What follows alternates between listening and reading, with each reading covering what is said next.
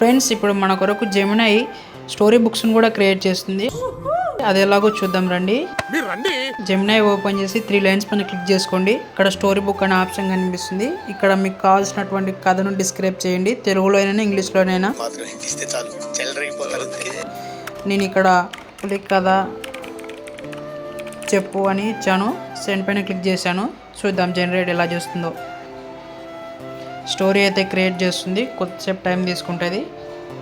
Story అయితే ready అయిపోయింది. ఇక్కడ ఓపెన్ పైన అయితే క్లిక్ చేయండి. ఇది ఇమేజెస్ కూడా చాలా బాగా జనరేట్ చేస్తుంది. ఈ స్టోరీ మనం చదువుకోవచ్చు, లేకపోతే ఇక్కడ లిజన్ పైన క్లిక్ చేసినట్లయితే చదివి కూడా అదే వినిపిస్తుంది. తేజస్ మరియు తప్పిపోయిన దారి.